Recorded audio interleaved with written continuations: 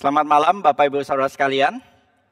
Selamat datang kembali di dalam seminar pada malam hari ini yang berjudulkan Chasing Wisdom, Learning from the Book of Proverbs. Nah, saya percaya malam hari ini kita bersama-sama akan merenungkan bijaksana daripada Tuhan dari kitab Amsal. Saudara, izinkan saya bertanya, apakah saudara merasa sebagai seorang yang bijaksana?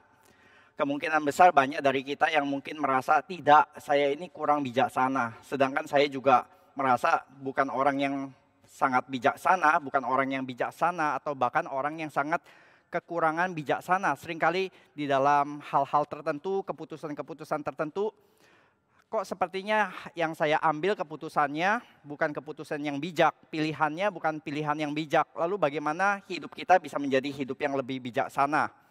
Nah, kita akan belajar bijaksana ini daripada berita firman Tuhan yang terambil dari kitab Amsal. Mari pertama-tama kita berdoa terlebih dahulu.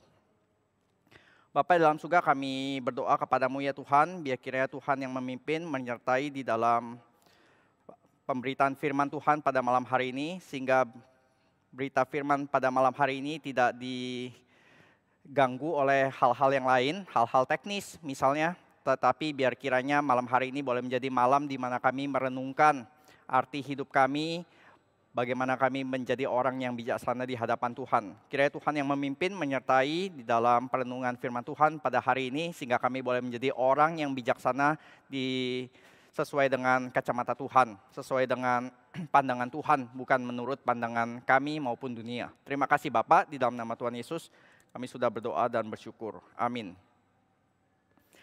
Saudara, wisdom literatur di sini ya, kitab-kitab hikmat seringkali itu baru belakangan-belakangan ini mendapatkan porsi yang lebih cukup ditekankan, yang lebih daripada sebelumnya. Karena sebelumnya wisdom literatur itu seringkali dianggap sebagai anak angkat ya, yang kalau dibandingkan misalnya di dalam systematic theology gitu. Kita tidak mendapati ada satu tempat khusus yang membahas tentang wisdom di dalam systematic theology. Systematic theology membahas tentang doktrin Allah, doktrin manusia, doktrin dosa, doktrin keselamatan. Tetapi tidak ada tempat yang khusus membahas tentang bijaksana, hikmat. Sedangkan di dalam biblical theology seringkali juga tema tentang bijaksana ini sebelumnya lebih banyak tersisihkan oleh tema-tema lain seperti tema-tema misalnya covenant gitu ya, yang sudah banyak sekali dibahas, atau tema tentang sejarah keselamatan yang dibahas di dalam dari Kejadian 3 sampai terus memuncak kepada Kristus, atau misalnya teologi temple, teologi bait Allah itu juga banyak sekali dibahas. Tetapi baru belakangan ini boleh ditampilkan slide yang pertama, ada penekanan yang lebih kepada yang namanya wisdom literatur, yaitu biasanya ya, wisdom literatur itu apa-apa saja yang dibahas di dalam wisdom literatur ini, atau kitab apa saja yang dikategorikan sebagai wisdom literatur, yaitu adalah Amsal, lalu Kidung Agung, lalu juga Pengkhotbah dan kitab Ayub. Nah, empat kitab ini yang seringkali dikategorikan sebagai kitab hikmat. Nah, saudara, tentunya ini kategori yang ya bukan dari Alkitab ya, kategori yang kita ciptakan sendiri, karena memang sepertinya 4 kitab ini itu mempunyai karakteristik tertentu yang agak berbeda dengan misalnya kitab-kitab yang lain begitu. Nah, kita sudah pernah membahas di PA sebelumnya tentang apa sih yang menjadi keunikan, dan sebelumnya kita akan hari ini hanya bahas lebih fokus kepada dari 4 kitab ini, yaitu kitab Amsal, yaitu kitab Proverbs, yang nanti kita ternyata melihat bukan hanya bijaksananya Allah, bijaksana itu dibahas hanya di dalam kitab Amsal dan 3 kitab lainnya, tetapi tema hikmat ini tuh sudah dimulai di dalam kitab Kejadian sampai akhirnya nanti memuncak kepada Yesus Kristus, memuncak di dalam ajarannya Tuhan Yesus. Tuhan Yesus adalah seorang yang penuh hikmat ya, yang mengajar dengan hikmat dan kuasa. Karya-karyanya maupun juga hidup Yesus bisa dikategorikan dia adalah orang yang paling bijak di dalam dunia. Maka slide berikutnya kita akan sedikit melihat terlebih dahulu apa sih keunikan wisdom literatur. Yang pertama kita akan lihat dia ini adalah yang namanya wisdom literatur. Pertama ini dia mempunyai questions yang berbeda gitu ya, pertanyaan-pertanyaan yang berbeda, dia mempunyai penekanan yang berbeda dan juga otoritas yang berbeda. Nah, Pertanyaan-pertanyaannya ataupun juga emphasis yang berbeda, next slide, gitu ya. Kita bisa melihat agak beda memang dengan kitab-kitab yang lain. Kitab-kitab yang lain gitu ya, next slide.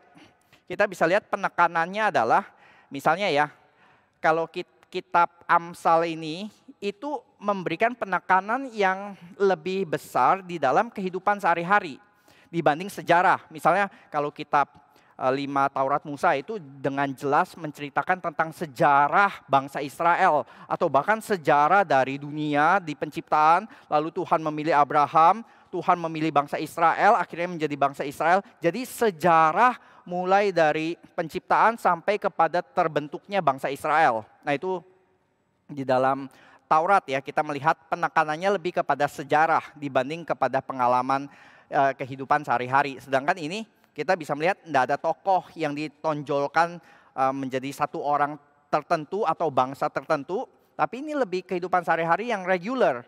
Sedangkan kalau di dalam kitab sejarah itu banyak sekali membahas peristiwa unik yang tidak terulang. Misalnya Exodus gitu ya. 10 tulah itu tidak terulang lagi. Sedangkan kalau yang dibahas di sini tentang namanya hidup bahagia di dalam pernikahan, itu kan sehari-hari dijalani sehari-hari. Dan yang dibahas juga tentang pergumulan hidup sehari-hari. Seorang anak muda, lalu seorang suami, seorang ayah, dibandingkan penekanan kepada bangsa sekali lagi tadi. Dan yang lebih menjadi penekanan terakhir adalah pengalaman pribadi dibanding tradisi sakral gitu ya. Di sini tidak terlalu banyak dibahas tentang misalnya temple, tentang sacrifice, tentang korban-korban, tentang hari raya, tentang yang lain-lain, tidak gitu. Lebih banyak dibahas tentang pengalaman pribadi. Lalu berikutnya kita akan melihat juga beda otoritas ya.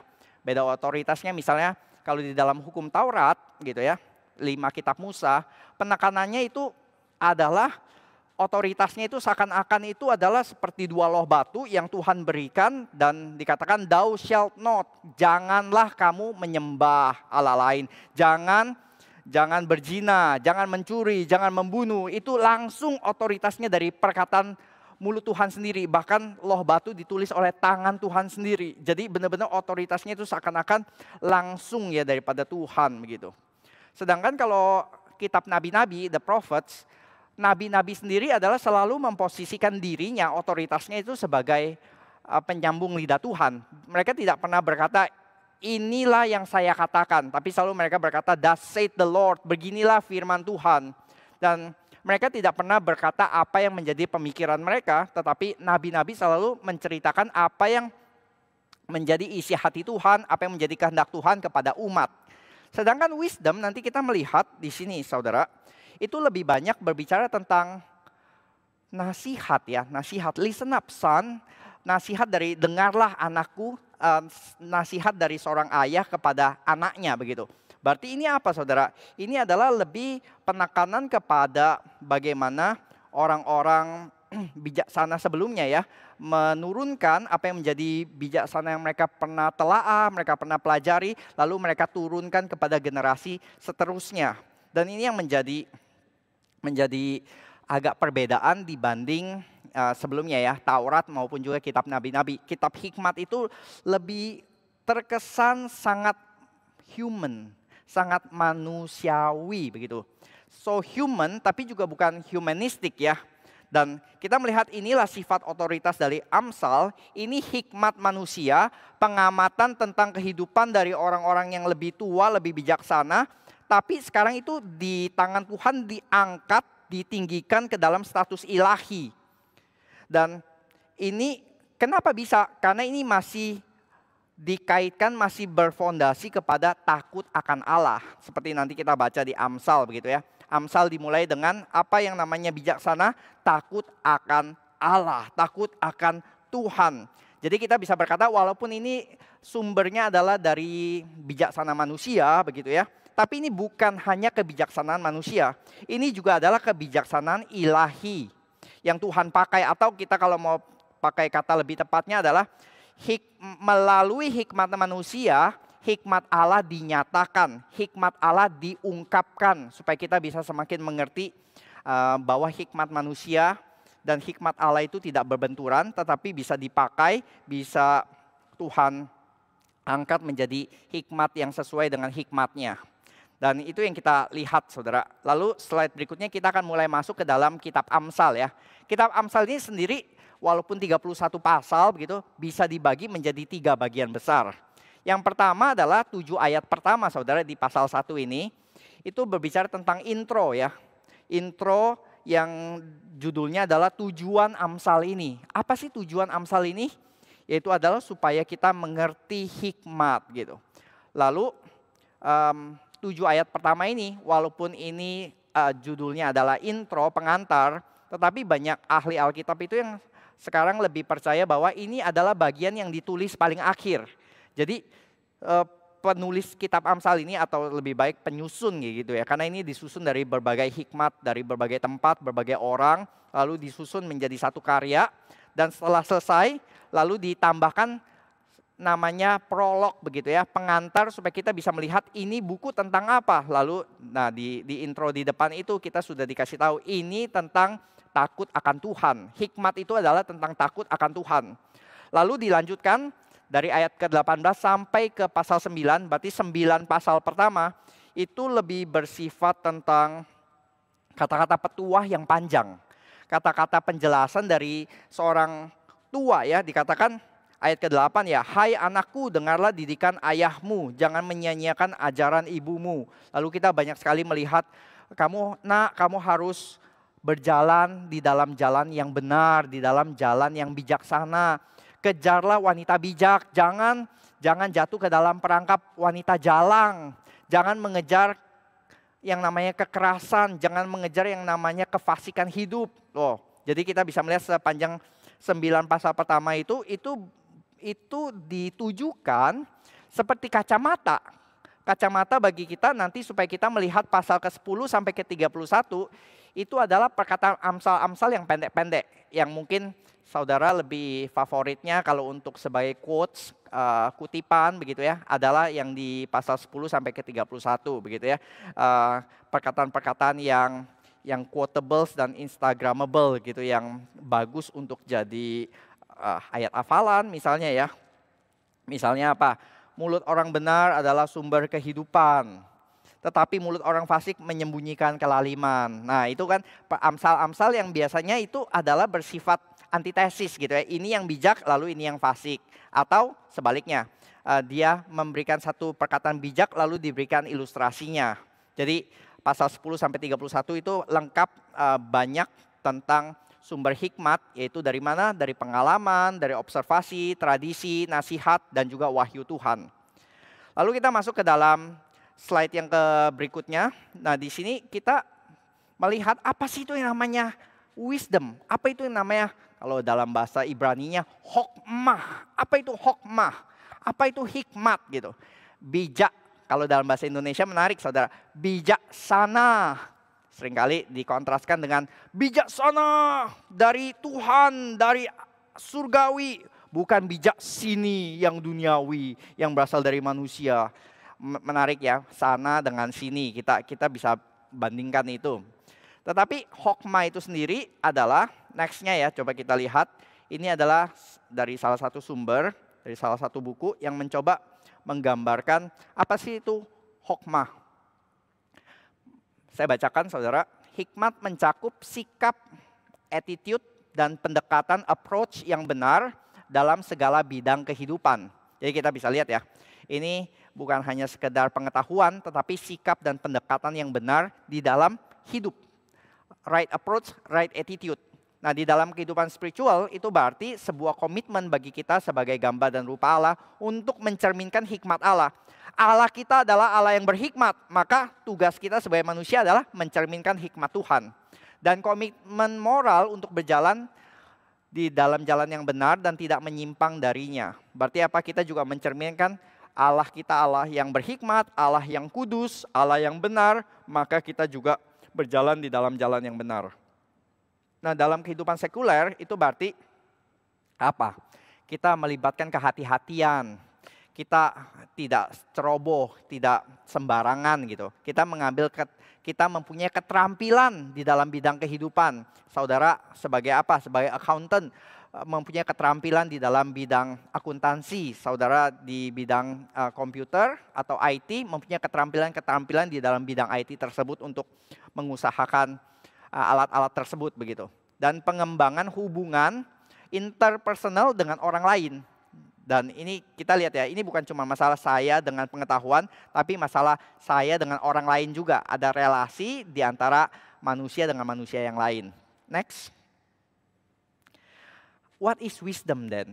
Apa itu bijaksana? Maka saya akan mencoba memberikan 3 level bijaksana yang bisa lebih dimengerti, sehingga bukan hanya sebagai satu level saja atau satu sisi saja, tetapi wisdom itu banyak sisi begitu ya, yang kita bisa lihat di dalam level praktikal sehari-hari. Tadi ya, skill of living. Saudara bisa nggak bertahan di hutan sendirian? Nah, itu kan perlu bijaksana ya, bagaimana bertahan hidup gitu. Saudara dari desa sekarang migrasi ke kota besar, ke ibu kota yang lebih kejam daripada ibu tiri. Nah, sekarang bagaimana bertahan hidup di Jakarta? Nah, itu kan perlu skill.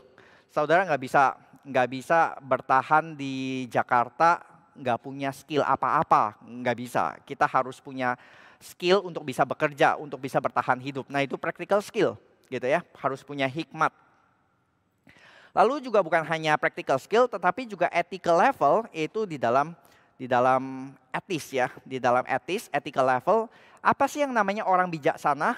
Orang bijaksana itu, orang bijak, orang hikmat itu adalah orang yang bisa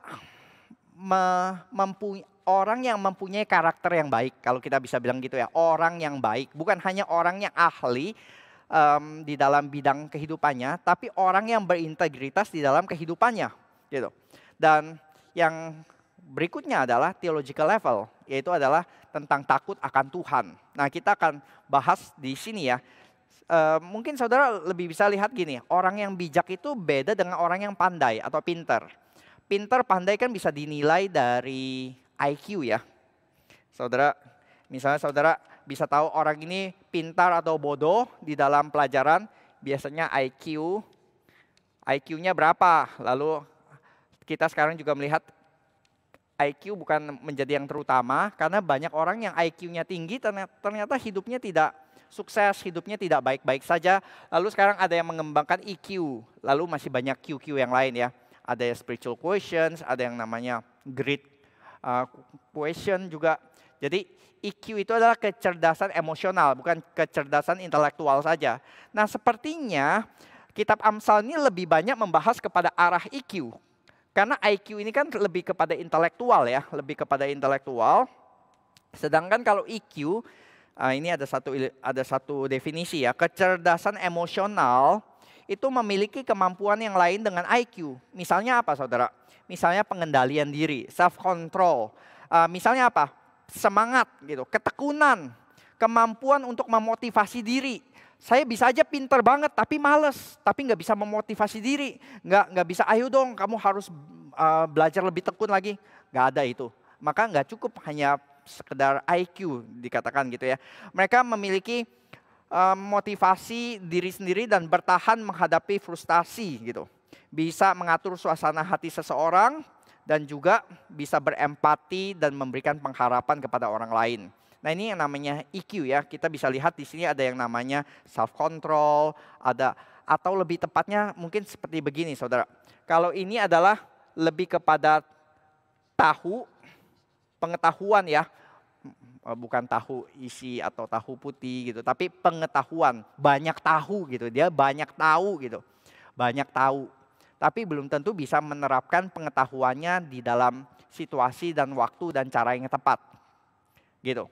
Tapi ada orang-orang yang mungkin nggak banyak tahu gitu, tapi dia bisa menerapkan apa yang dia tahu dengan cara yang tepat gitu ya, dengan tahu kapan pakainya, lalu bagaimana menggunakannya, bagaimana tahu menetapkan tahunya gitu. Bagaimana tahu menetapkan pengetahuannya. Jadi misalnya kalau IQ ini ilustrasinya adalah lebih seperti kalau pergi berperang, dia sudah kumpulkan pedang, dia kumpulkan panah, dia kumpulkan perisai, dia kumpulkan helmet, semua peralatannya lengkap. Tapi belum tentu peralatan lengkap itu dia bisa sukses di dalam peperangan karena ternyata dia enggak tahu di dalam jarak dekat dia malah pakai panah, di dalam jarak jauh malah dia lempar pedang. Wah, itu kan salah semua ya. Jadi dia tidak bisa menerapkan apa yang dia punya, apa yang dia tahu dengan tepat. Nah, sedangkan EQ itu lebih seperti dia punya semuanya ini dan dia tahu bagaimana menggunakannya, dia tahu kapan menggunakannya, dia tahu bagaimana menggunakannya gitu. Nah, saudara, saya teringat salah satu ilustrasi di dalam film Three Kingdoms ya, Samkok ya. Di dalam film Samkok itu ada satu kejadian atau satu event di mana Zhuge Liang ya, ini Kong Ming ini kan salah satu penasihat perang yang dikenal sebagai salah satu orang yang paling berbijaksana, paling hebat strateginya begitu. Nah, satu saat itu ketika dia di dalam satu kota, semua tentara, semua jenderal perang sedang pergi, lalu tinggal sisa dia dengan beberapa orang-orang kota yang ya tidak ahli berperang. Tiba-tiba oleh musuh, jenderal musuh, penasihat musuh satunya di seberang yang namanya Simai itu membawa tentara yang besar dan mengepung kota, dan Kong Ming ini terjepit di dalam situasi yang sangat kritis gitu. Kalau dia pergi, maka kota itu akan jatuh di tangan musuh dan itu berbahaya sekali. Berarti dia akan kehilangan tempat yang strategis sebagai tempat bertahan. Maka dia akan merelakan kotanya direbut oleh musuh dengan gampang. Sedangkan itu tempat yang sangat strategis begitu. Lalu tapi kalau dia kabur dia kehilangan kota, tapi kalau dia bertahan ya dia mungkin akan kehilangan hidupnya karena nggak mungkin bisa menang begitu. Jadi bagaimana? Kehilangan kota atau kehilangan hidup? Karena seakan-akan kita tidak bisa nih mempertahankan keduanya. Nah, saudara, kalau di dalam situasi tersebut ya, maka kita juga akan berpikir, iya deh, pasti nggak mungkin ya. Pilihannya tuh cuman kabur, selamatkan diri, atau berjuang sampai titik darah penghabisan dan akhirnya mati sebagai patriot. Dan akhirnya juga direbut juga kotanya. Tapi yang menarik, Kong Ming berhasil mempertahankan kotanya dan tidak kehilangan satu orang pun di dalam pertempuran tersebut, dan musuh pergi begitu saja. Nah, strateginya itu apa, saudara? Ini strategi yang dikenal sebagai the strategy of empty fort, benteng kosong. Yang dilakukan oleh Kong Ming adalah ketika musuh semakin datang mendekat dan dia berkata, wah nggak bisa ini, kita nggak bisa bertahan, kita nggak bisa kabur juga. Maka apa? Sudah buka pintu gerbangnya besar-besar. Hah?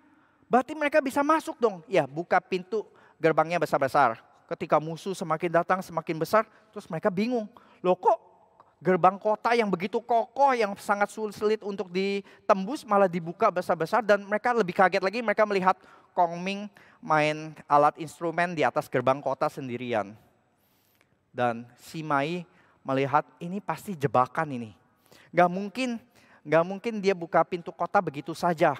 Kalau kita masuk nanti kita terperangkap di dalam bagaimana?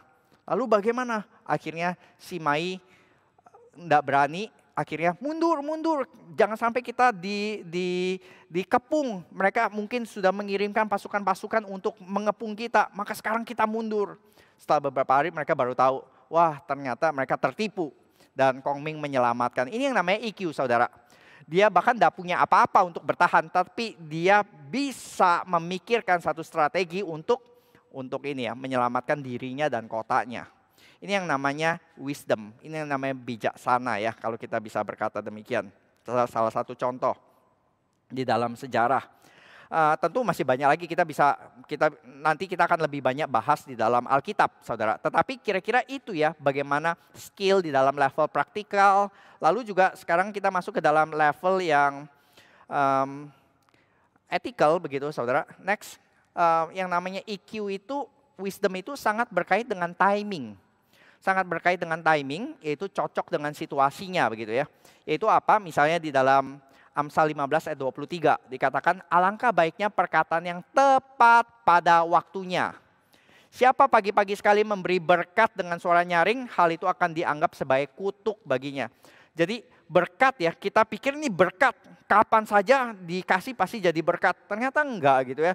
Kalau saudara teriak-teriak berkat di jam 4 pagi, jam 3 pagi itu bukan menjadi berkat bagi tetangga, itu malah nyusahin gitu ya, malah bikin orang bangun. Berarti apa saudara? Harus tahu waktunya, harus tahu tempatnya juga begitu. Ini kan ya, kita tahu sikon, kita tahu waktu, itu tanda dari seorang yang bijak ya. Discern, orang yang bisa memilah-milah waktu yang tepat. Dan orang yang bijak itu nggak cuma tahu jawaban yang tepat, IQ, tapi juga tahu waktu yang tepat. Menyampaikannya, momen yang pas dengan cara yang tepat juga. Misalnya saudara, di dalam Alkitab kita bisa ingat contoh Nabi Nathan ya. Nabi Nathan kan harus menegur dosanya Raja Daud. Sudah jelas-jelas Raja Daud salah. Sudah, itu udah jelas banget. Yang saya katakan pasti kebenaran. Maka apakah Nathan datang dan berkata, "Hei Raja Daud, beginilah firman Tuhan, bertobatlah engkau." Wah, itu mungkin benar saudara. Tetapi yang terjadi adalah mungkin Daud kalau mengeraskan hatinya, dia bisa memenggal Nabi Nathan gitu. Mungkin aja dia juga tidak bertobat. Mungkin aja dia membela diri. Mungkin aja dia bisa memberikan berbagai excuse begitu saudara. Tapi Nabi Nathan datang dengan cara yang tepat. Dia datang dengan momen yang tepat. Dia memberikan satu ilustrasi, satu cerita. Lalu dia berkata, kamu sebagai Raja Daud ini ada kasus seperti begini. Lalu dia apa berarti? Dia menempatkan Daud sebagai hakim. Ini ada kasus dan kamu sebagai hakim bagaimana kamu memutuskannya. Ada seorang yang kaya mengambil anak domba tetangga orang miskinnya. Begitu. Wah, Daud sebagai seorang gembala ya, hatinya keadilannya begitu terusik dan dia bilang orang itu harus mati. Harus ganti rugi 4 kali lipat. Dan baru Nathan masuk dengan waktu yang tepat. You are the man. Kamulah orang tersebut. Maka Daud gak bisa lagi berkelit. Daud langsung sadar. Dia sendiri yang menjatuhkan hukumannya bagi dirinya sendiri. Nah ini yang namanya kebijaksanaan yang ditampilkan oleh Nabi Nathan ya ketika dia menyampaikan berita firman Tuhan ini. Lalu berikutnya, juga bukan hanya timing, tapi juga perlu tahu, bukan hanya tahu sikon, tapi tahu diri. Self control, bagaimana dia bisa mengontrol perkataannya, mengontrol emosinya. Nah ini ada banyak ayat yang berbicara tentang self control di dalam Amsal, tetapi kita hanya baca 2 saja, yaitu dari 16 ayat 32. Orang yang sabar melebihi seorang pahlawan. Orang yang menguasai dirinya melebihi orang yang merebut kota. Orang yang berpengetahuan menahan perkataannya. Orang yang berpengertian berkepala dingin. Kita tahu ya saudara, pahlawan itu banyak. Tapi pahlawan yang sabar, wah itu sedikit sekali. Kita melihat salah satu orang yang paling kuat di dalam Alkitab siapa saudara? Kalau di dalam Alkitab superhero, yang benar-benar superhero itu cuma satu orang. Yang punya kekuatan dahsyatnya luar biasa, yaitu Samson saudara. Tapi kita mendapati dia apa? Dia bisa merebut kota musuh. Tapi dia juga orang yang sangat tidak sabaran. Dia itu seorang raksasa, benar-benar raksasa. Tapi hatinya itu seorang bocah. Jadi saya pernah mendeskripsikan Samson itu sebagai a giant with a boy's heart. Seorang raksasa besar, pahlawan besar dengan hati seorang bocah. Karena apa? Yang namanya bocah itu nggak bisa kontrol diri. Setiap kali lihat permen langsung mau ambil permen, es krim langsung mau ambil es krim. Maka Samson juga demikian. Setiap kali dia lihat cewek cantik, wanita cantik, walaupun itu musuh dari Filistin, tetap aja dia tidak tahan nafsu. Dia tidak bisa tahan amarahnya. Kalau tadi saya udah bilang Kongming sama Simai ya saudara. Sekarang gantian, Simai yang berhasil mengalahkan Kongming gitu. Nah satu saat waktu Kongming sama Simai sama-sama di dalam situasi, dua-duanya di dalam 2 camp dan sama-sama kuat. Jadi yang menyerang duluan kemungkinan di dalam posisi yang kurang diuntungkan. Jadi mereka saling tunggu. Nah tunggu lama tapi nggak ada yang mau maju-maju karena mereka sama-sama tahu ini tidak diuntungkan kalau menyerang duluan. Yang bertahan itu yang akan lebih diuntungkan. Maka Kongming kirim satu daster wanita kepada si Simai dengan maksud dia kirim orang untuk kasih. Itu waktu Simai buka dia langsung tahu ini lagi menghina nih, menghina kamu seperti wanita ya, enggak berani ya begitu. Tapi dia tahan diri, dia tahan gitu, dia tahan amarahnya, dia sudah pengen, kalau dari amarahnya dia bisa aja langsung bilang besok kita pergi perang, kurang ajar Kong Ming. Tapi dia tahan lalu kepada orang yang di sini dan dia malah dengan baik berkata, apa kabar Kong Ming? Oh Kong Ming baik, apa yang dia lakukan setiap hari? Oh Kong Ming itu seorang yang bekerja keras, dia itu tidurnya hanya 3-4 jam sehari karena begitu banyak yang dia urus gitu. Lalu si Mai berpikir, sehari hanya tidur 2-3-4 jam.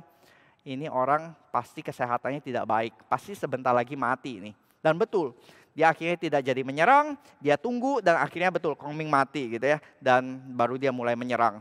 Dan di sini kita bisa lihat ya, dia bisa menahan amarahnya gitu, dia bisa punya self control.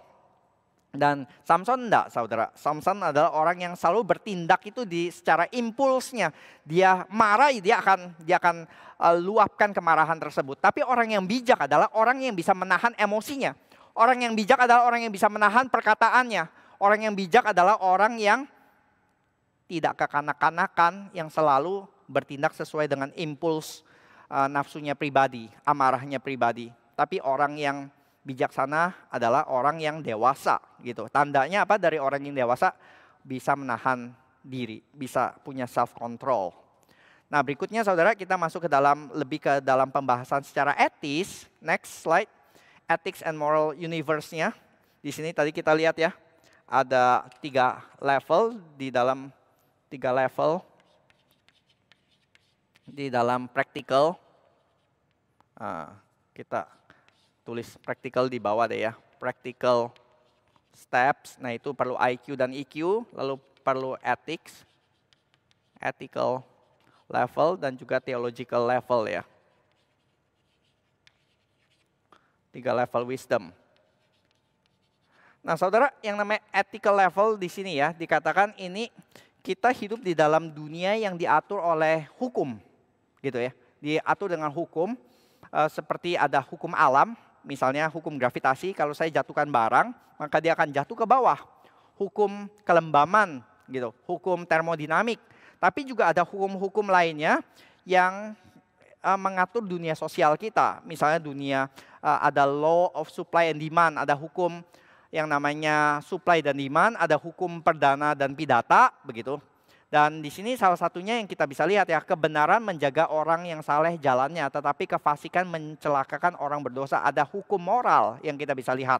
Dan itu artinya apa? Di dalam dunia ini ada jalan yang bermoral yang digambarkan sebagai jalan yang hikmat, dan juga jalan kefasikan. Kalau di dalam bahasa Amsal itu adalah jalan kebodohan. Next ya. Oke, sebelum fear of the Lord, sebelumnya lagi. Di sini aja. Saya akan jelaskan lebih dulu, di dalam segi-segi kehidupan itu ada hukum-hukumnya. Misalnya tadi ya, bisnis itu ada misalnya hukum pasar yang mengatur supply dan demand. Tapi kita tahu ya, hukum-hukum yang mengatur bidang-bidang tersebut, itu juga selalu di atas semuanya itu ada hukum keadilan. Ada hukum moral yang mengatur setiap segi kehidupan. Karena ini dunia yang Tuhan ciptakan oleh Tuhan yang punya sifat karakter keadilan, kebenaran. Maka saudara misalnya begini, kalau di dalam pandemi ya, di dalam pandemi ekonomi gitu, dalam ekonomi kan kita tahu ya ada supply, ada demand. Kalau supply-nya sedikit, demand-nya banyak, maka harga naik gitu ya. Maka waktu di awal-awal pandemi kan kita melihat ya, ternyata masker itu menjadi very short supply. Supply-nya berkurang sedikit sekali, sedangkan permintaan banyak sekali. Lalu kalau saya sebagai saya sebagai seorang pemilik pabrik masker, lalu saya monopoli, saya berkata, saya punya supply semuanya dan kalian semua perlukan, maka saya mark up, lalu saya jual 30 kali lipat dari harga normal. Wajar sih kalau di dalam supply dan demand pasti ada orang juga yang mau beli 30 kali lipat, 100 kali lipat. Tapi orang akan memandang saya sebagai pengusaha apa saudara? Pengusaha yang tidak etis. Di dalam zaman orang saat perlu-perlunya malah kamu naikkan harga setinggi-tingginya. Kamu bukannya menolong dokter-dokter, orang-orang yang sedang sangat memerlukan, tapi yang kamu lakukan adalah mengeruk keuntungan sebesar-besarnya. Hukum ekonomi kan berjalan, betul ya.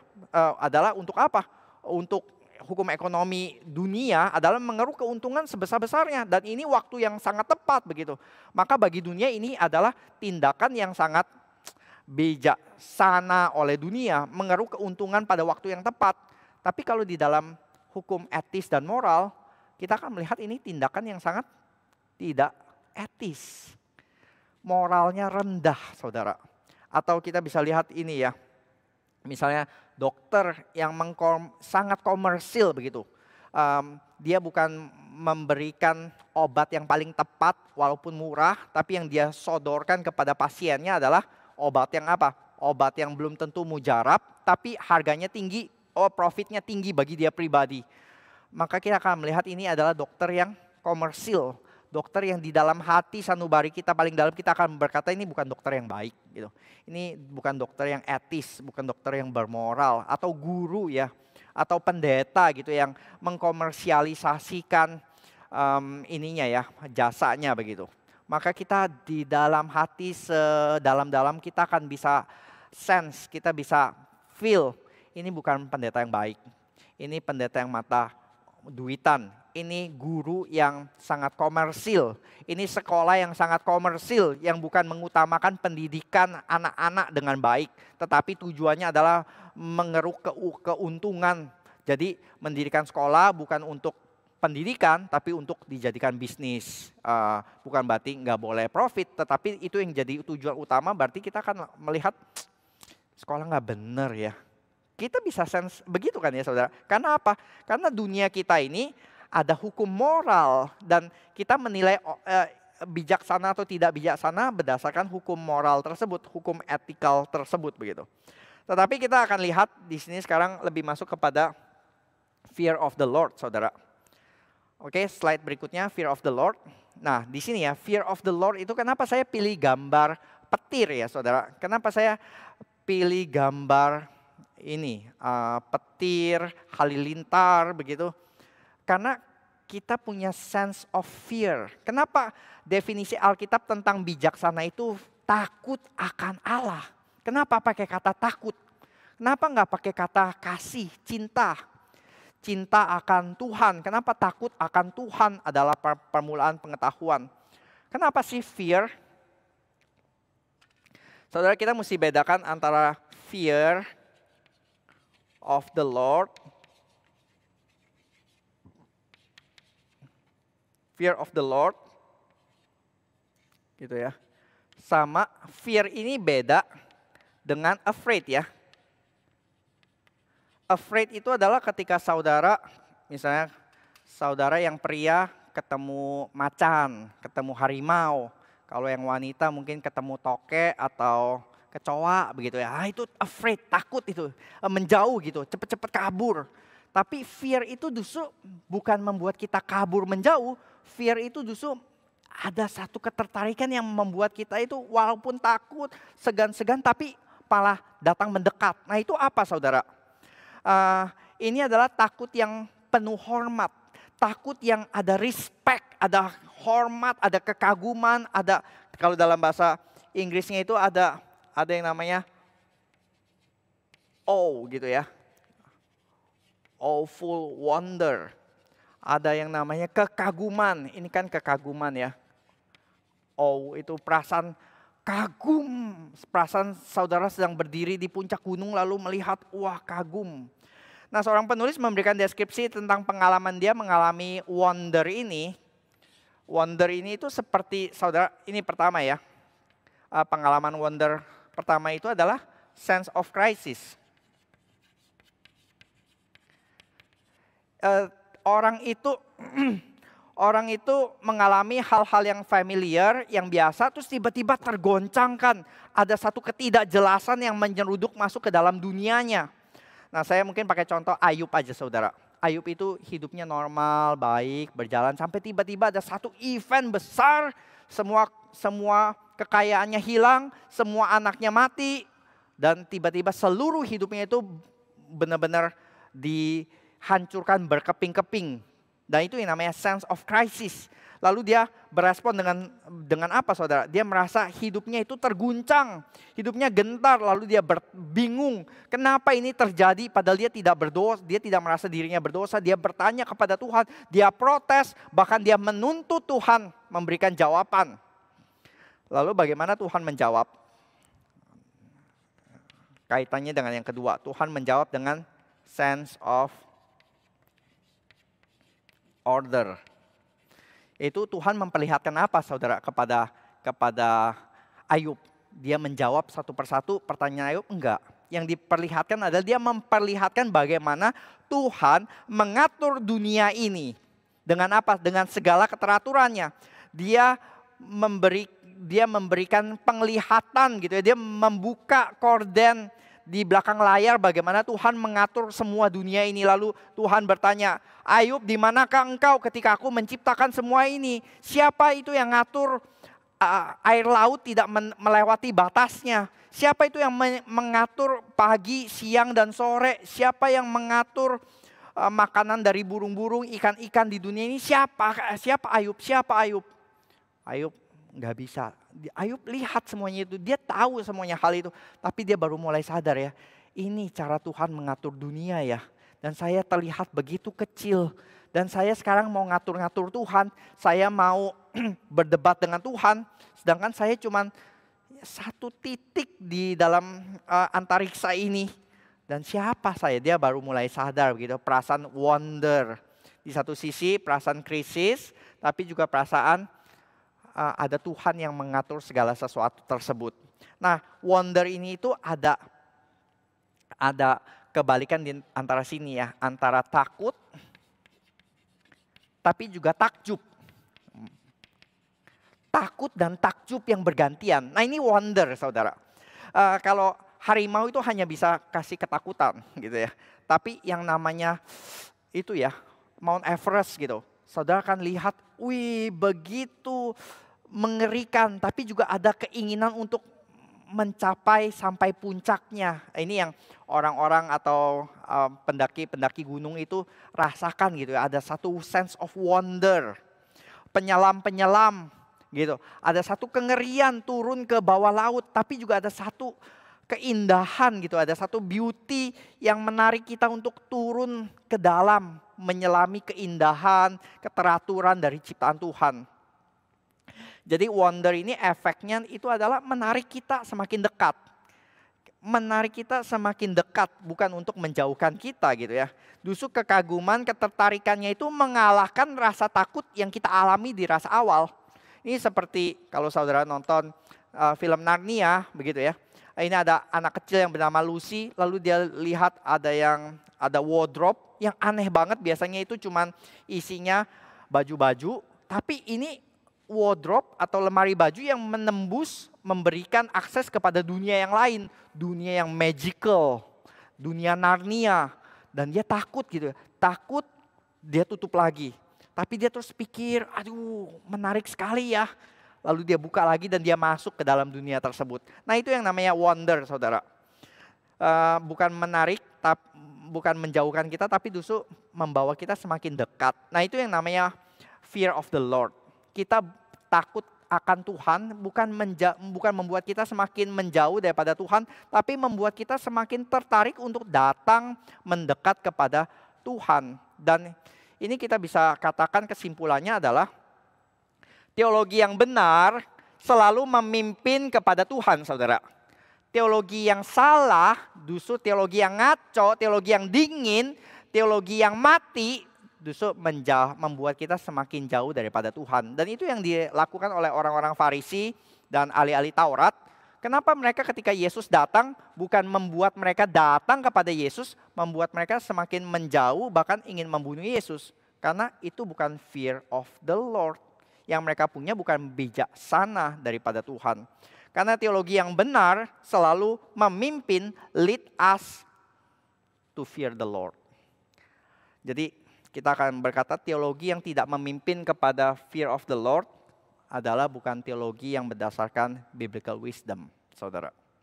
Maka kalau kita pernah mendengar Agustinus berkata faith seeking understanding, Maka kita bisa berkata yang namanya wisdom adalah fear seeking understanding gitu ya. Fear of the Lord yang seeking understanding. Dan wisdom itu paradoks saudara. Karena di satu sisi Amsal, kita mendapatkan Amsal itu mengajak kita untuk terus mengejar, chasing wisdom gitu ya. Tapi nanti di kitab Ayub seakan-akan ada gambaran yang hikmat juga berarti apa? Tahu batasan. Tahu kapan harus berhenti dan tahu kapan harus mulai berserah, bergantung, percaya kepada Tuhan. Dan itu yang Ayub lakukan setelah dia melihat the order, ketika dia takjub dan dia berkata, aku takluk, aku bersalah, aku sekarang mengaku percaya. Aku dulu hanya dengar, tapi sekarang aku melihat dengan mata kepalaku sendiri. Dan dia merasakan itu ya, merasakan wisdom. Lalu yang berikutnya saudara, di next slide, tujuan hikmat di sini ya, tujuan hikmat. Kita akan lihat sesuai dengan 3 tadi begitu ya. Yang praktikal berarti apa? Hidup seirama ordo penciptaan. Karena kita lihat ordo penciptaan itu dunia ini diatur dengan hikmat, maka kalau kita bisa menemukan hikmat-hikmat dalam ciptaan, kita hidupnya lebih baik, lebih sukses, lebih sejahtera. Misalnya sekarang mulai ada gerakan biomimicry, saudara. Yaitu apa? Menemukan hikmat di dalam alam. Saudara ini ya, orang itu dulu yang ciptakan kereta semakin cepat, tapi ada kesulitan kalau masuk ke tunnel itu bising sekali suaranya tuh ada sonic boom gitu ya. Lalu mereka mulai memikirkan gimana ya caranya? Oh, belajar daripada burung kingfisher gitu, yang paruhnya tajam itu akan memecah udara. Makanya saudara kalau melihat sekarang kereta-kereta super cepat itu selalu ujungnya mancung ya. Jadi keretanya bukan begini, tapi keretanya selalu begini kan ya, Shinkansen gitu ya. Yang ininya tuh mancung sekali gini, panjang sekali seperti paruh burung, kita bisa berkata. Lalu juga orang-orang pakaian renang, belajar daripada sisik hiu dan yang namanya juga orang belajar sistem itu ya, distribusi, belajar daripada daun, belajar daripada sarang lebah, bagaimana ternyata itu sangat efisien di dalam pengaturannya. Maka orang bisa melihat ada bijaksana di dalam ordo penciptaan yang membuat mereka semakin skillful di dalam mengatur hidup ini. Jadi di situ ya, ini hidup seirama ordo penciptaan. Dan yang ethical berarti apa? Pembentukan karakter. Bagaimana karakter kita ditransformasi menjadi lebih baik, lebih jujur, lebih setia. Tapi skill aja cukup? Enggak, saudara. Karakter aja cukup? Ternyata juga enggak. Karena kita bisa melihat, saudara, di dalam Alkitab maupun juga dalam kehidupan sehari-hari begitu ya. Ada orang yang skillnya hebat banget gitu ya. Kita kagum. Orang-orang yang kita pandang tinggi di dalam industri. Tapi apa saudara?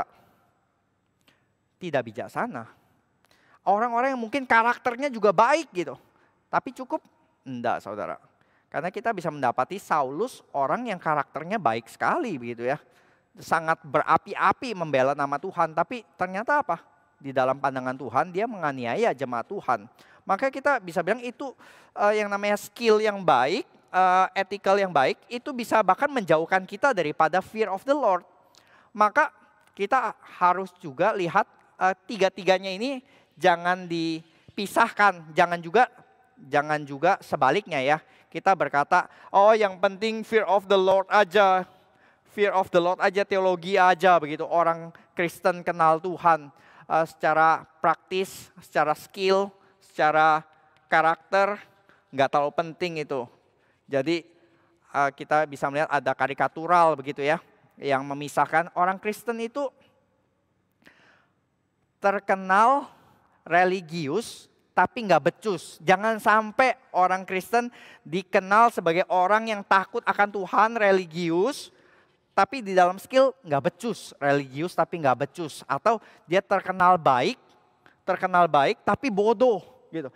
Terkenal tidak kurang ajar sih, tapi tidak bisa diajar karena kemampuan sudah paling bottom gitu, dia nggak mau belajar lebih lanjut lagi.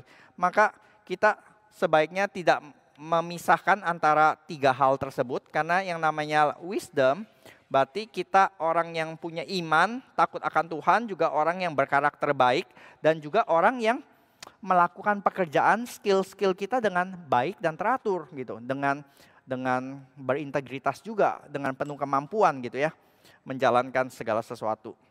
Oke, next. Kita akan lihat yang namanya hikmat itu dimulai dari kitab Kejadian ya. Dimulai dari Adam dan Hawa, dan diciptakan tadi kita bisa lihat Tuhan yang bijaksana, Tuhan yang mengatur penciptaan di dalam kitab Kejadian itu sebagai chaos to order. Saudara, kita kan seringkali melihatnya penciptaan itu sebagai dari tidak ada menjadi ada ya. Dari tidak ada menjadi ada. Tapi kalau kita meneliti dengan lebih saksama, gambaran yang ditampilkan di dalam Kejadian 1 itu lebih gambarannya adalah dari berantakan, dari yang namanya kekacauan, diatur oleh Tuhan dengan bijaksana menjadi keteraturan. Dan itu manajemen, saudara. Itu ilmu memanage ya, itu bijaksana untuk mengatur segala sesuatu. Maka saudara, buku-buku yang laku di dalam toko buku adalah bagaimana mengatur rumah ala Marie Kondo. Oh itu laku gitu. Bagaimana mengatur waktu, time management, bagaimana life management. Itu kan memerlukan bijaksana yang tinggi ya. Dan itu yang Tuhan perlihatkan di dalam kisah penciptaan. Tuhan yang berbijaksana mengatur segala sesuatu dengan tepat. Ada jejak bijaksana Tuhan di dalam segala ciptaannya. Tetapi ciptaan yang paling masterpiece, paling puncak yaitu adalah manusia. Dan kita bisa melihat ya, dari tubuh manusia pun ini juga adalah udah ada wisdom yang sangat besar. Misalnya ini ya, ginjal kita. Kalau ginjal kita rusak yang hanya segini, satu gempal ini, harus digantikan dengan mesin dialisis darah yang gede sekali. Dan maintenance-nya mahal, dan harus ada istirahat. Ginjal kita tidak perlu istirahat, kerja 24 jam, dan tidak pernah protes. Nah ini kan luar biasa ya wisdom yang Tuhan pakai di dalam segala sesuatu dalam tubuh kita. Tapi yang lebih daripada itu, lebih daripada tubuh kita adalah kita manusia diciptakan sebagai gambar dan rupa Allah yang bijaksana tersebut. Maka kita juga diciptakan sebagai gambar dan rupa Allah yang berdaulat. Kita diminta oleh Tuhan untuk menguasai ciptaan ini. Dengan apa? Dengan modal apa saudara? Dengan modal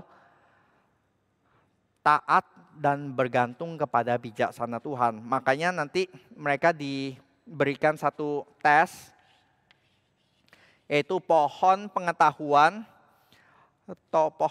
tentang yang baik, Tov, dan bukan jahat tapi ya lebih tepat diterjemahkan sebagai buruk gitu ya, Tov and Ra. Nah di sini pengetahuan tentang yang baik dan yang jahat. Nah saudara, waktu kita lihat tentang pohon pengetahuan yang baik dan buruk tersebut ya. Baik dan buruk. Tov and Ra dari pohon ini. Maka tes kepada Adam dan Hawa adalah apakah mereka akan mengambil buah ini dan tidak taat kepada Tuhan, ataukah mereka akan taat di bawah bijaksananya Tuhan. Dan kita tahu ya, akar dari dosa ini adalah bukan cuma sekedar makan buah tersebut, bukan juga cuma sekedar ketidaktaatan, tapi akar dari dosa ini adalah mau menjadi seperti Tuhan. Apa artinya mau menjadi seperti Tuhan? Yaitu adalah mau menentukan apa yang baik dan yang jahat berdasarkan definisi saya, bukan berdasarkan definisi Tuhan. Sekali lagi ya, menentukan apa yang baik dan yang jahat menurut saya, bukan menurut Tuhan. Kalau menurut Tuhan berarti saya harus tunduk di bawah definisinya dia. Tapi kalau menurut saya berarti saya yang berdaulat atas hidup saya. Jadi ketika Adam dan Hawa mengambil buah ini, dia sedang berkata, Tuhan bukan pemilik hidup saya. Sekarang saya yang mau hidup bagi diriku sendiri. Saya yang bertahta atas hidupku sendiri. Nah ini saudara yang kita lihat di dalam tersebut. Dan kita lihat Adam dan Hawa gagal di dalam tes tersebut. Mereka memilih menjadi bijaksana di dalam pandangan mereka sendiri, bukan di dalam pandangan Tuhan. Dan mereka gagal tes. Dan kita bisa lihat ini next slide, ini digambarkan di dalam Amsal sebagai Amsal 3 ayat 5 ya. Ini cukup sesuai dengan Kejadian 3 tadi, yaitu apa? Percayalah kepada Tuhan dengan segenap hatimu dan jangan bersandar kepada pengertianmu sendiri. Nah ini yang boleh menjadi definisi dari apa itu yang namanya wisdom. Wisdom adalah, bijaksana itu apa saudara? Bijaksana itu adalah percaya kepada Tuhan dengan segenap hati kita dan bukan bersandar kepada pengertian kita sendiri. Dan kita sekarang akan melihat kepada seorang tokoh yang dikenal sangat-sangat bijaksana. Bahkan dikatakan orang yang paling bijaksana di seluruh dunia. Dan dia menghadapi tes yang sama saudara. Next, kita akan melihat kepada Raja Salomo ya. Raja Salomo ketika dia menggantikan Daud sebagai raja. Dan di satu malam Tuhan memberikan mimpi kepada dia di waktu malam. Dan Tuhan berkata, mintalah apa yang hendak ku berikan kepadamu. Kamu boleh minta apa saja. Lalu apa yang Salomo minta saudara? Mari kita lihat. Next slide. Doa Salomo ya di dalam 1 Raja-Raja 3 dikatakan demikian. Maka sekarang ya Tuhan Yahweh Allahku, Engkaulah yang mengangkat hamba-Mu ini menjadi raja menggantikan Daud ayahku. Sekalipun aku masih sangat muda dan belum pengalaman. Demikianlah hamba-Mu ini berada di tengah-tengah umat-Mu yang Kau pilih. Satu umat yang besar yang tidak terhitung dan tidak terkira banyaknya. Maka berikan kepada hamba-Mu ini hati yang paham menimbang, discernment saudara. Perkara untuk menghakimi umat-Mu untuk dapat membedakan antara yang baik dan yang jahat. Tov and Ra. Sebab siapakah yang sanggup menghakimi umat-Mu yang sangat besar ini? Maka ketika dia diperhadapkan di pohon Tov and Ra ini, dia minta apa saudara? Dia minta hati yang paham menimbang perkara untuk menghakimi umat dengan benar. Next. Maka respon Tuhan apa saudara? Lalu adalah baik di mata Tuhan. Yang Salomo minta itu baik di mata Tuhan. Ini yang penting saudara, baik di mata Tuhan. Lalu berfirmanlah Allah kepadanya, oleh karena engkau telah meminta hal yang demikian dan tidak meminta umur panjang, kekayaan, nyawa musuhmu, melainkan pengertian untuk memutuskan hukum. Next. Maka sesungguhnya aku melakukan sesuai dengan permintaan itu. Sesungguhnya aku memberikan kepadamu hati yang penuh hikmat dan pengertian. Sehingga sebelum engkau tidak ada seorang pun seperti engkau. Sesudah engkau tidak akan bangkit seorang pun juga seperti engkau. Juga apa yang tidak kau minta aku berikan kepadamu. Kekayaan maupun kemuliaan. Sehingga sepanjang umurmu tidak ada seorang pun seperti engkau. Di antara raja-raja. Diulang begitu ya. Dia itu beyond comparison. Gak ada yang menandingi dia saudara. Kita bisa lihat di sini ya. Wah doa Salomo tuh. Kita bisa berkata bahkan sebelum Salomo minta ini, dia adalah sudah orang yang bijaksana. Karena untuk minta bijaksana perlu kebijaksanaan. Kalau enggak dia akan minta sesuatu yang lain gitu ya. Dia akan minta kekayaan, dia akan minta yang lain, tapi dia enggak. Dia bukan berfokus kepada dirinya, dia berfokus kepada kerajaan Tuhan. Dia berfokus kepada orang lain. Lalu next di dalam ceritanya sebelumnya ya saudara. Next sebelum ada satu perkataan Tuhan. Dan jika engkau hidup menurut jalan yang kutunjukkan dan tetap mengikuti segala ketetapan dan perintahku. Sama seperti ayahmu Daud, maka aku akan memperpanjang umurmu. Maka walaupun Salomo sudah diberikan kebijaksanaan yang beyond comparison tanpa tiada tara tersebut. Tapi ada kata jika. Berarti apa? Ada syarat ya. Syaratnya apa? Kamu tetap hidup menurut jalan. Tetap menurut perintahku gitu. Berarti ini bukan apa saudara? Bukan sesuatu yang diberikan di dalam tangannya Salomo, tetapi sesuatu yang tetap di dalam tangan Tuhan. Dan itu bisa ditarik daripadanya. Dan itu yang nanti kita akan lihat di akhir hidupnya ditarik daripada dia. Tetapi di awal hidupnya kita akan melihat langsung ya setelah cerita ini di dalam 1 Raja-Raja disambung dengan satu event yang menunjukkan betapa hikmat Salomo itu luar biasa. Next. Ini cerita tentang dua orang ibu yang tinggal di satu rumah dan dua-duanya mempunyai bayi yang ukurannya sama, harinya sama begitu. Mereka hanya berdua dan berempat begitu ya di dalam kamar yang sama dan bahkan di ranjang yang sama gitu, tidur mungkin rumah yang kecil, mereka miskin begitu. Dan satu malam seorang ibu itu nggak tahu tidurnya barbar atau gimana, dia tiban bayinya lalu bayinya mati. Dan ketika dia sadar bayinya mati, dia punya ide yang licik, dia tukarkan dengan bayi dari ibu yang di sebelah begitu. Dan ketika ibu yang masih tidur tersebut paginya bangun dan dia lihat, wah bayiku mati, dia sedih. Dia lihat, ini bukan bayiku, ini bayi kamu. Oh bukan, itu bayi kamu. Lalu mereka mulai bertengkar begitu, bukan yang mati itu bayimu, bayiku masih hidup. Wah mereka bertengkar dan akhirnya kasus ini sampai kepada Raja Salomo. Dan kita tahu raja itu sebagai mahkamah agung ya. Kalau hakim kota nggak bisa, hakim kabupaten provinsi nggak bisa, maka ke paling tinggi. Maka Salomo di sini harus memutuskan siapa ibu yang benar, siapa ibu yang sejati, siapa ibu yang palsu. Dan tentunya kalau sudah sampai ke Salomo ya, ini bukan perkara yang gampang karena hakim-hakim yang lain nggak bisa, nggak ada DNA tes. Saudara, pada waktu itu nggak ada DNA tes, nggak ada saksi mata, dan nggak ada CCTV untuk membuktikan.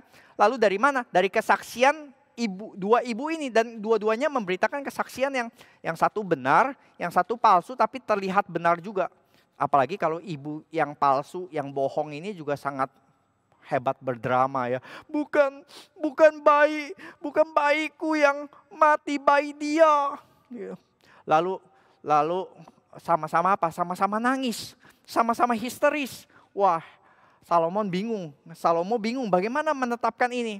Lalu Salomo yang penuh bijaksana berkata, oke, kalian berkata anakku yang hidup, anakmu yang mati. Kamu juga berkata demikian. Prajurit, ambilkan pedang. Wah, bingung mau diapakan ya? Kami mau dibunuhkah? Sekarang ambil bayi tersebut, penggal anak yang hidup itu menjadi dua. Berikan setengah kepada ibu yang satu, setengah kepada ibu yang dua. Lalu dikatakan ya, maka kata perempuan yang empunya anak yang hidup itu, ibu yang asli berkata ya, timbul belas kasihan terhadap anaknya. Ya tuanku, jangan, kasih aja kepada dia. Yang penting anak ini tetap hidup, jangan sekali-kali dibunuh. Sedangkan ibu yang palsu berkata, supaya jangan untukku dan juga bukan untukmu, penggal aja, penggal. Atau potong saja. Dan Salomo tahu, saudara, air mata bisa ditipu, bisa dipalsukan. Yang namanya histeris, jerit-jerit bisa dipalsukan. Ada satu hal yang sulit dipalsukan, yaitu apa saudara? Compassion, yaitu ada belas kasihan. Naluri keibuan, naluri ibu yang asli saudara, itu lebih menginginkan anaknya ini tetap hidup walaupun bukan menjadi miliknya. Nggak apa-apa dimiliki oleh orang lain, yang penting bukan dibunuh. Yang penting anakku tetap hidup walaupun harus diambil oleh orang lain. Ini naluri keibuan yang asli.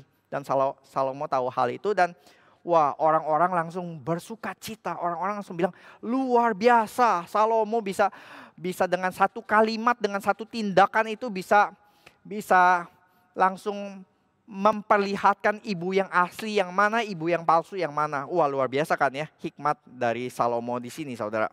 Tapi kita tahu saudara, akhir ceritanya nggak selalu demikian. Karena next, kita lihat di dalam Salomo ada awal yang baik ya. Salomo menunjukkan kasihnya kepada Tuhan dengan hidup menurut ketetapan Daud. Lalu di ayat 328, hikmat daripada Allah ada dalam hatinya. Tapi diakhiri dengan akhir yang buruk. Kisah Salomo. Di awal kasih kepada Tuhan. Di akhir cinta banyak perempuan asing. Moab, Amon, Edom, Sidon, dan Het. Yang tadinya hatinya untuk melakukan keadilan, sekarang hati Salomo telah terpaut kepada mereka dengan cinta kepada di sini. Dan kita lihat saudara di sini ya, wah luar biasa ya.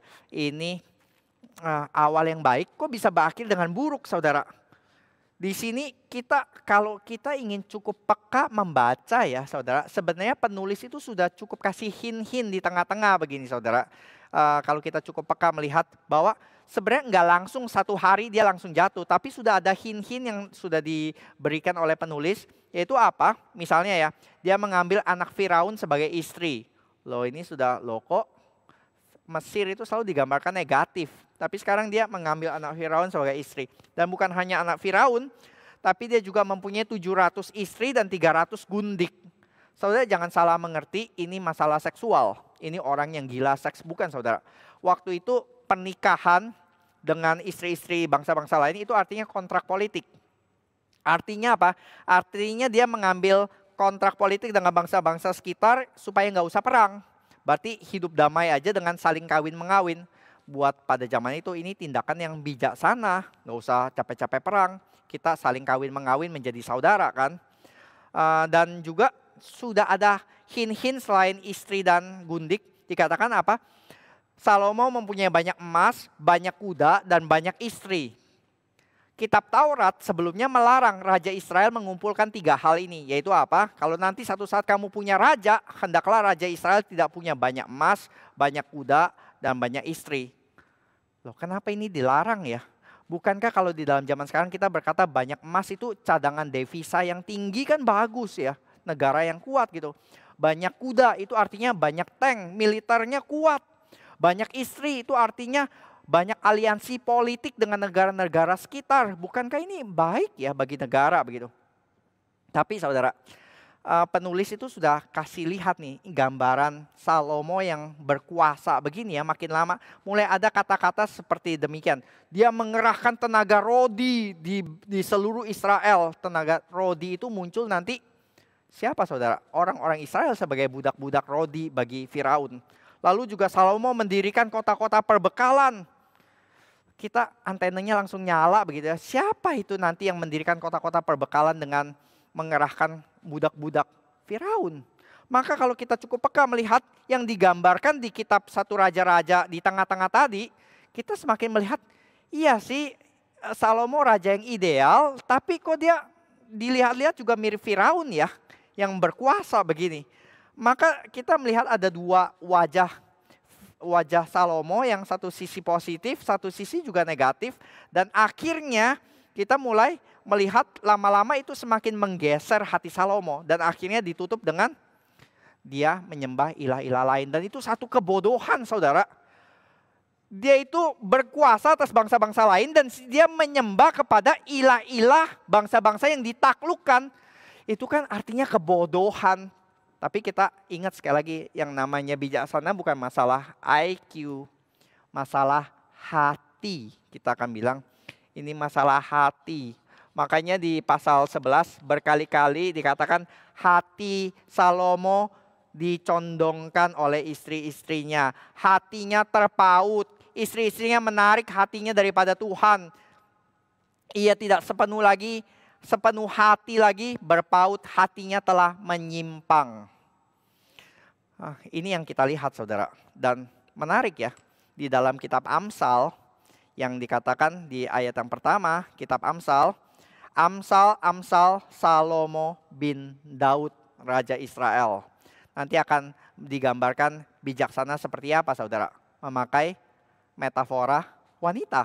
Next, yaitu apa?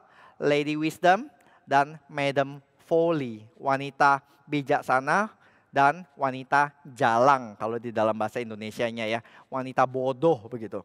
Dan di dalam kitab Amsal ini hikmat digambarkan dengan kesetiaan kepada wanita. Di dalam pernikahan, kebodohan dijelaskan dengan tidur dengan wanita bodoh, wanita jalang. Maka hikmat itu bukan digambarkan sebagai possession yang kita miliki, tapi digambarkan sebagai relationship, sebagai relasi yang harus kita maintain, harus kita jaga setiap hari. Bukan berarti kalau kita sudah jadi orang yang bijaksana, diberikan bijaksana sama Tuhan, pasti ada dan konstan selama-lamanya. Seperti kamu sudah diberikan istri, maka ya sudah, nggak perlu ngapa-ngapain lagi. Enggak kan, kita perlu menjaga hubungan dengan istri, menjaga relasi dengan baik.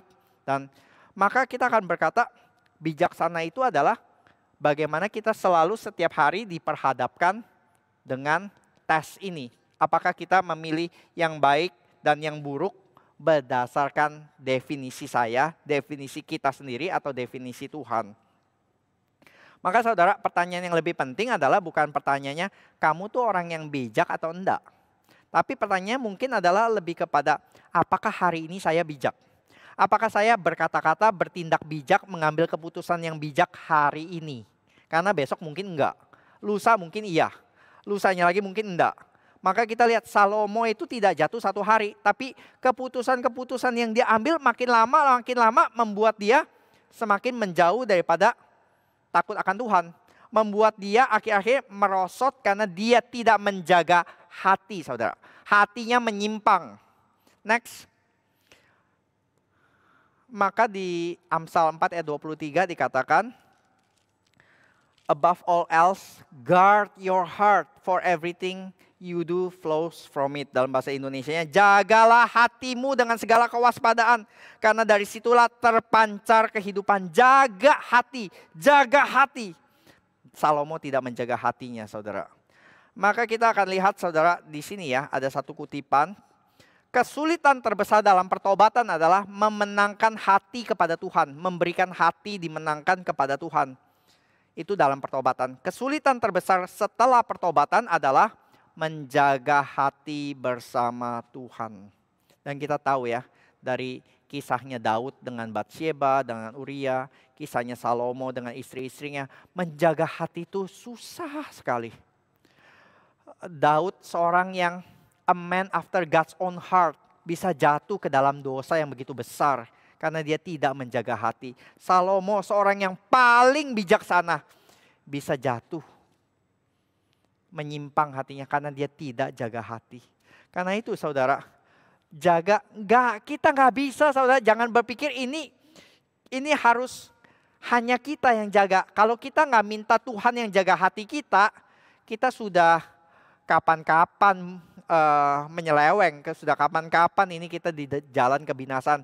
Kita masih di dalam jalan saat ini, saudara. Kita harus bersyukur kita masih dijaga hatinya. Tapi sekaligus juga kita harus mawas. Karena ini bukan masalah Tuhan jaga hati kita saja, tapi Tuhan juga minta kita menjaga hati kita. Bagaimana menjaga hati? Ya salah satunya, saudara bisa baca ya buku dari John Flavel, seorang Puritan. Dia tulis buku yang tidak terlalu tebal dengan judul Keeping the Heart, menjaga hati. Jadi dia dari satu ayat ini saja dia eksplorasi menjadi sangat panjang, sangat detail begitu. Saudara bisa baca sendiri. Tapi saya ingin lebih tertarik untuk membahas di dalam kitab Amsal, yaitu di slide berikutnya adalah satu ayat lagi yang tadi kita di awal sudah bilang, yaitu apa yang namanya fear of the Lord di sini. Takut akan Tuhan itu di dalam Genesis 1-3, Kejadian 1-3 ini digambarkan di dalam percayalah kepada Tuhan dengan segenap hatimu dan jangan bersandar kepada pengertianmu sendiri. Satu kata yang saya mau explore lebih lanjut, yaitu kata apa? Kata trust. Karena kata trust itu tidak berkaitan dengan IQ, saudara. Bukan berarti dia tidak tahu. Yang namanya percaya itu bukan hanya masalah pengetahuan, tapi juga masalah hati. Kita nggak cukup hanya tahu, tapi kita juga perlu convince. Hati kita perlu diyakinkan. Saudara, saya teringat satu ilustrasi ya, orang yang nyebrang Niagara Falls. Dan dia tanya kepada penonton, kalian percaya nggak saya mampu menyeberangi Niagara Falls yang begitu menyeramkan di seutas tali dengan saya seorang diri begitu. Dia pegang ini ya. Wah, percaya, dan selamat dia sampai di ujung. Dan dia tanya lagi, percaya nggak saya bisa nyebrang lagi? Sekarang saya buang tongkat ini. Saya nggak pakai apa-apa. Wah, dia begini, bisa gitu. Percaya nggak saya sekarang bisa dorong kereta satu roda ini? Lebih susah lagi kan, nggak bisa jaga keseimbangan. Bisa nggak? Wah bisa, ternyata memang betul bisa. Percaya nggak saya bisa taruh beban 100 kilo di dalam kereta ini dan saya dorong sampai ke ujung. Orang-orang berkata nggak mungkin lah, bisa. Wah ada yang percaya dan enggak, tapi akhirnya dia buktikan, percaya, wah hebat. Percaya nggak saya bisa bawa seseorang di dalam ini menggantikan beban 100 kilo tadi? Percaya, semua bisa lah, iyalah 100 kilo dengan orang diganti ya sama aja kan ya. Bisa.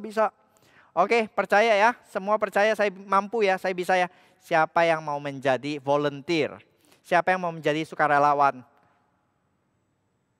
Nggak ada satupun, saudara. Nggak ada satupun. Sampai apa? Sampai ada satu anak kecil berkata, saya. Ya sudah, dia masuk. Wih, hebat kamu nak. Siapa kamu? Saya anaknya bapak tadi. Oh, pantas. Cuman dia satu-satunya yang berani, bukan hanya percaya secara knowledge, tapi berani mempercayakan dirinya kepada si tukang akrobat ini. Masalah kita itu bukan masalah percaya Tuhan mampu atau tidak mampu, saudara. Masalah kita adalah mempercayakan diri kita. Mempercayakan hidup kita di tangan Tuhan. Karena kita nggak terlalu percaya Tuhan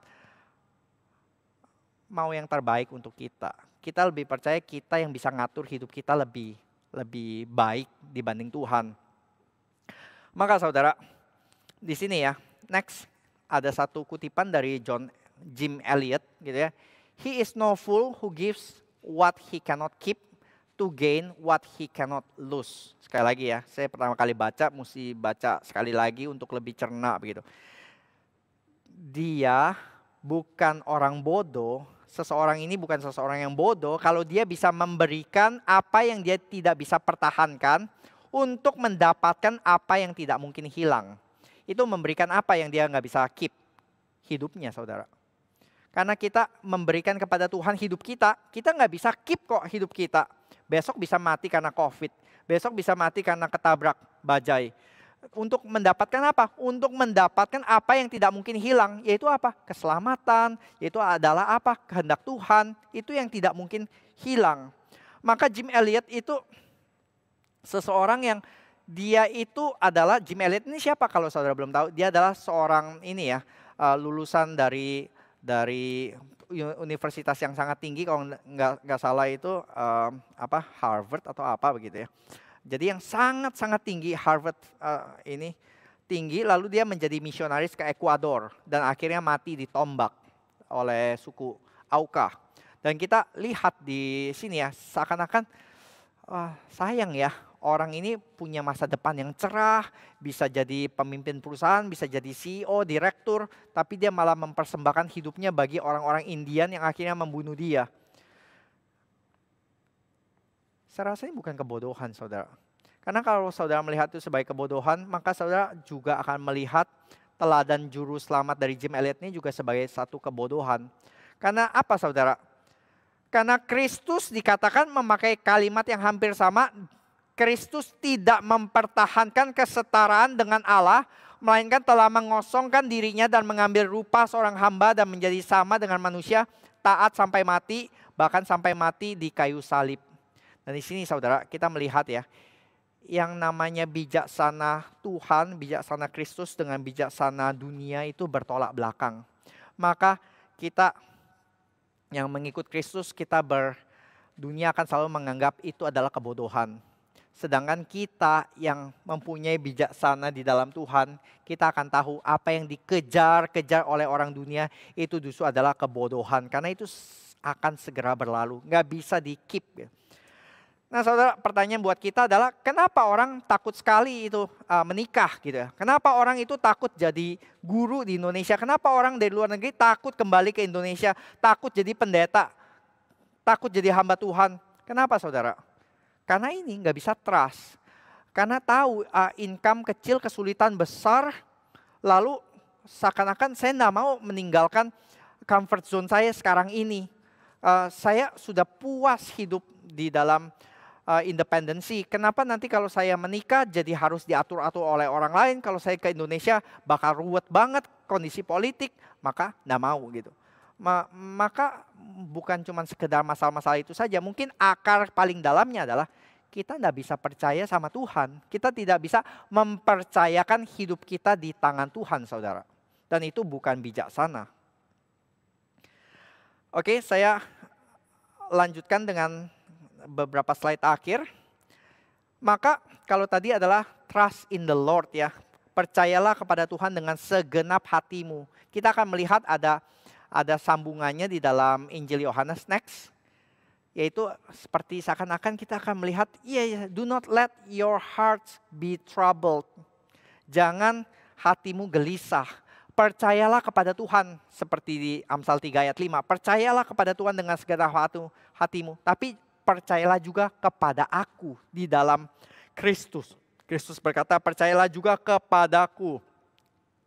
Dan ini konteksnya berikutnya adalah Kristus akan mengutus Roh Kudus yang baru kita rayakan Pentakosta begitu ya, turunnya Roh Kudus. Kristus memberikan satu janji ketika nanti dia pergi, dia akan mengutus Roh Kudus untuk tinggal bersama-sama dengan umatnya. Sehingga kita tidak menjadi anak yatim piatu, tetapi kita bisa hidup di dalam pimpinan Roh Kudus yang memberikan hikmat kepada kita. Jadi saudara, sampai sini saya tidak ingin saudara mengambil kesimpulan yang salah, yaitu apa? Asal kita punya wisdom, maka segala hidup kita akan beres. Maka hidup kita akan bebas dari masalah. Maka hidup kita akan sejahtera dan nggak ada kesulitan-kesulitan hidup. Enggak saudara, berarti itu apa? Saudara, kalau masih berpikir demikian, berarti kita masih berpikir wisdom itu adalah untuk keuntungan pribadi saya. Fokusnya masih kepada diri pribadi. Sedangkan kita sudah bahas dari awal yang namanya fear of the Lord adalah mempercayakan hati kita segenap hati kita berpaut kepada Tuhan dan rencananya. Sehingga kita tidak fokus kepada diri, tapi kita fokus kepada rencana Tuhan. Kita fokus kepada kerajaan Tuhan. Memang lebih baik sih kita ambil contoh ya, contoh seseorang. Nah, saya ingin mengambil contoh Stefanus. Stefanus ketika diangkat menjadi 7 diaken, maka rasul-rasul berkata, pilihlah 7 orang diaken yang terkenal baik, penuh roh dan hikmat. Wah, berarti diaken-diaken ini adalah orang yang terkenal baik, penuh roh dan hikmat. Lalu Stefanus lebih lagi ya, dia juga berkhotbah dan akhirnya dia ditangkap, dihakimi. Dan ketika ditangkap, dihakimi oleh musuh-musuhnya, di Kisah Para Rasul 6 ayat 10 dikatakan mereka tidak sanggup melawan hikmatnya dan roh yang mendorong dia berbicara. Lalu dihakimi dan kita tahu akhirnya nanti Stefanus yang penuh roh dan hikmat ini mati dikeroyok, mati dilempar batu, dirajam batu oleh segerombolan massa ini. Loh, penuh hikmat tapi malah mati ya. Bukankah mestinya dia ya, kalau seorang yang penuh hikmat, perkataannya penuh hikmat, dia bisa aja main aman kan ya. Dia bisa aja memakai retorika, berkelit, lalu lolos dari ancaman. Tapi enggak saudara, kalau saudara baca yang dilakukan, dia menceritakan tentang sejarah Israel, lalu dia memprovokasi lebih lanjut lagi. Kamu ini yang apa? Yang ketika Yesus datang dia adalah wisdom daripada Tuhan, tapi kamu tolak dan kamu bunuh. Wah, itu perkataan yang pedas, tajam saudara. Ini cari masalah, cari mati namanya. Gitu. Jadi kita bisa bertanya apakah yang Stefanus lakukan tuh bijak ya. Ketika dia dikelilingi orang-orang yang haus darah, sudah penuh amarah. Dia bukannya menenangkan malah menyulut api begitu. Nah, bijak gak bijaknya kita nilai dari mana saudara? Yang kita lihat adalah ketika dia setelah merebuke atau menghardik orang-orang tersebut, dia melihat ke atas dan dia bilang, dikatakan apa? Aku melihat kemuliaan Allah dan Yesus berdiri di sebelah kanan Allah. Maka itu yang membuat dia akhirnya benar-benar mati saudara. Karena dia melihat Tuhan approve apa yang dia katakan. Tuhan setuju atas apa yang dia nyatakan. Dan panggilan kita seperti Stefanus bukan menjadi bijak menurut mata kita sendiri. Tapi menurut siapa? Pandangan Tuhan. Apakah kita dipandang baik di dalam mata Tuhan? Jadi panggilan kita bukan mengejar apa yang baik dan yang buruk menurut kacamata saya pribadi. Atau menurut baik, menurut filsafat dunia, menurut dunia ini bilang baik apa, lalu saya kejar. Tapi tidak saudara, kita diminta, dituntut, diberikan dorongan untuk mengejar bijaksana daripada Alkitab. Kenapa? Judul hari ini Chasing Wisdom, saudara. Saya tutup dengan satu slide yang jawabannya diambil dari Amsal 8 ayat yang ke-35. Karena siapa mendapatkan aku, mendapatkan hidup. Dan Tuhan berkenan akan dia. Mengapa kita harus mengejar hikmat? Karena siapa yang mendapatkan hikmat, mendapatkan hidup. Dan Tuhan berkenan akan dia. Mari kita berdoa, saudara. Bapa dalam surga, kami bersyukur ya Tuhan, kami boleh melihat gambaran daripada hikmat daripada kitab Amsal yang mengajarkan kami pertama-tama adalah kami dituntun untuk datang kepada Engkau di dalam satu perasaan yang takut akan Engkau. Tapi satu perasaan yang juga membawa kami kepada kehidupan. Ketika kami mendapatkan hikmat bijaksana daripada Alkitab, itu berarti kami mendapatkan kehidupan. Itu berarti kami hidup bukan lagi berdasarkan apa yang kami pandang baik atau apa yang dunia pandang baik, tetapi apa yang Engkau pandang baik. Dan itulah yang namanya kehidupan kekal. Tuhan berikan kepada kami ya Tuhan kesadaran bahwa kami sangat jauh dari hati yang bijaksana. Kami seringkali ceroboh. Kami seringkali memilih apa yang baik menurut pandangan kami. Kami tidak lebih baik pasti Tuhan daripada Daud dan Salomo. Kalau mereka bisa jatuh, apalagi kami ya Tuhan. Karena itu kami tidak mampu menjaga hati kami ya Tuhan dengan kekuatan kami. Tuhan, berbelas kasihanlah kepada kami. Tuhan, berikan anugerah-Mu ya Tuhan, Roh Kudus-Mu untuk terus menjaga hati kami. Kami sadar kami belum dibuang Tuhan. Kami belum berjalan di dalam jalan kebinasaan. Itu karena semata-mata Engkau yang menjaga hati kami, Engkau yang menjaga langkah-langkah kami ya Tuhan. Karena itu Tuhan terus dorong, Tuhan arahkan hati kami ya Tuhan. Tuhan arahkan hidup kami untuk kami lebih mencintai bijaksana. Kami bisa self-control ya Tuhan. Kami bisa mengejar wisdom, kami mengejar wanita bijak. Kami mengikuti jalan salib, karena itulah jalan kehidupan. Terima kasih ya Bapak, kami serahkan setiap dari kami yang mendengar, agar kami boleh menjadi orang-orang yang bijaksana di mata Tuhan. Di dalam nama Tuhan Yesus kami sudah berdoa dan bersyukur. Amin. Bagi saudara yang terberkati melalui seminar-seminar ini, saudara bisa memberikan persembahan dengan QR Code yang ditampilkan di dalam layar tersebut. Dari BCA, saudara bisa scan melalui aplikasi tersebut. Dan semoga saudara terus digerakkan hatinya untuk berdoa meminta hikmat bijaksana bagi diri kita dan juga bagi orang-orang sekitar kita. Tuhan memberkati. Sampai jumpa.